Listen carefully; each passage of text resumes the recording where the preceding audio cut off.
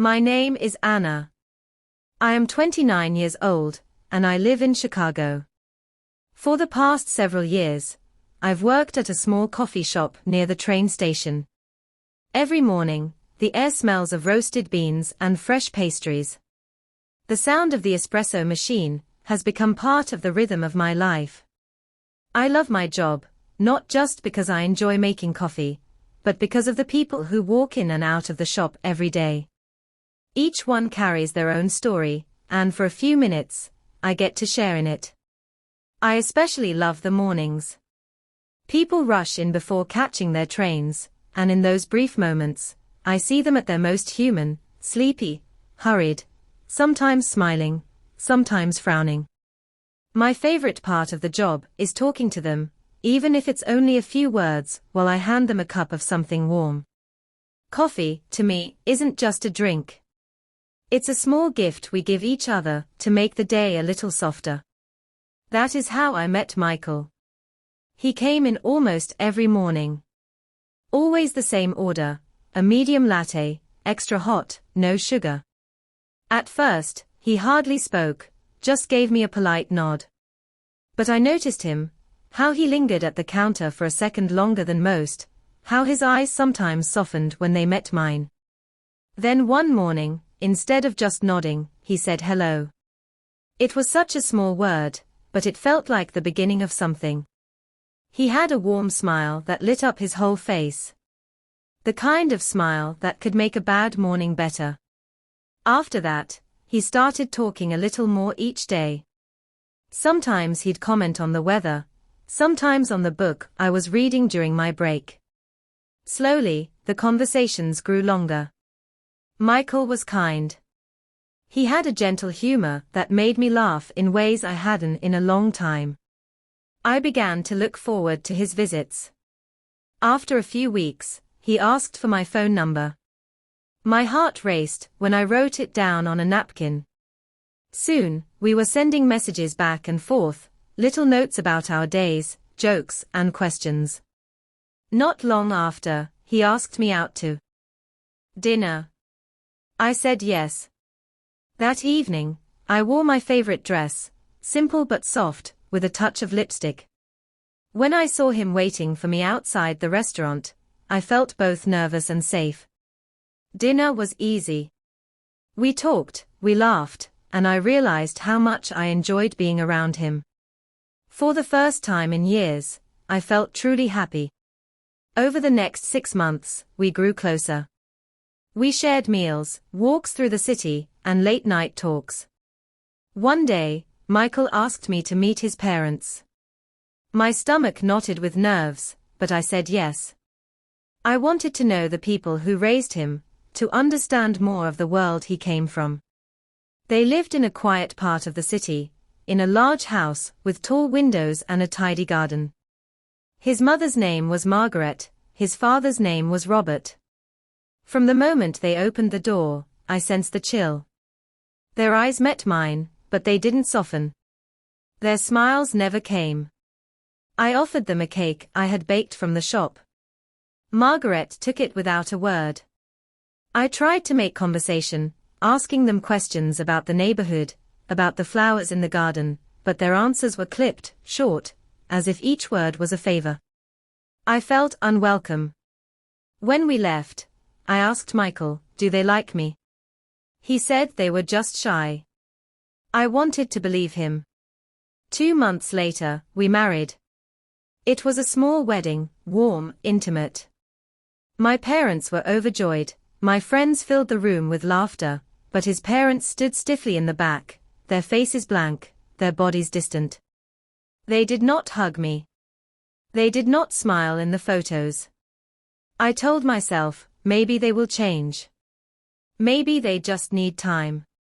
After the wedding, we moved into their house. Michael said it would only be for a short while, so we could save money.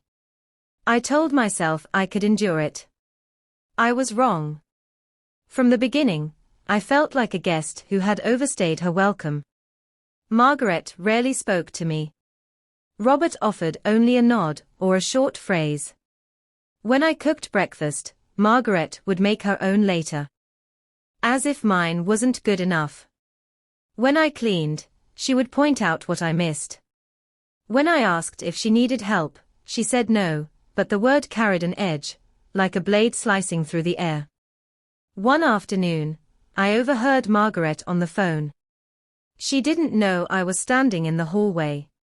Her voice was sharp, filled with disdain. I don't know why Michael married that girl.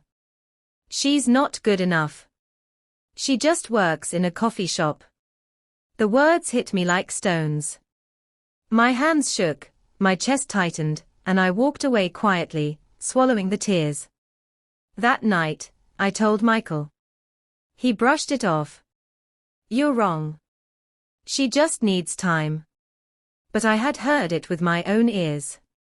Days turned into weeks. I cleaned, I cooked, I folded laundry. Still, Margaret never thanked me. Robert stayed silent, watching me with unreadable eyes. I began to feel invisible. My parents came to visit once, bringing flowers and cake, full of love and excitement. Margaret stayed in her room. Robert offered only a short hello. My parents looked confused, hurt, but I could not explain. Shame burned inside me. When I fell sick with a fever, Margaret stood in the doorway and asked, "Are you sick or just lazy?" I whispered that I had a fever, but she turned and left. No food, no medicine. Michael brought me soup when he came home, but after a few minutes, he left to eat dinner with his parents. The house became a cage. I felt like I was shrinking, piece by piece. One night, I overheard them again. Margaret's voice, low and bitter, "She does not belong here. She is not from our world." Robert added, "She is not what we hoped for." I stood frozen in the hallway, my hand pressed against the wall to steady myself. I tried to tell Michael again. "Your parents do not like me. They talk about me when I'm not there." He sighed, his face tired. "Please stop. Just ignore them. But you are my husband. You're supposed to protect me." He had no answer. The pain grew heavier each day. I started keeping a small notebook, writing down my feelings, my longing for my old life, my parents, my laughter. It became my only friend in that house. Then one day, I discovered I was pregnant. I stared at the test in my hand, my body trembling. Joy and fear collided inside me. I told Michael that evening. He smiled faintly, then said, "We should tell my parents." When we did, Margaret's face hardened.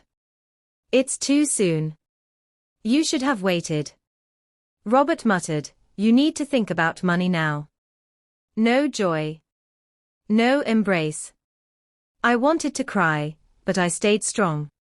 As my pregnancy progressed, I grew weaker, but I still cleaned, still cooked, still endured. My mother visited once, bringing soup and warm socks. She held me and whispered, "You are strong." Tears poured down my face as I told her everything. She said, "You don't have to stay if it hurts you." Her words became a seed inside me. One morning, after another cold encounter, I told Michael, "I can't live like this anymore. I need to move out. Just for a while. I need space." He looked shocked. "But this is our home." "It's not my home. I don't feel safe here." He said nothing. The next morning, I packed my bag and went to my parents' house. They welcomed me with open arms. My mother made my bed. My father smiled gently and said, "You are always welcome here." For the first time in months, I slept in peace. This is my story. I hope it helps someone. I hope it gives hope. Thank you for listening.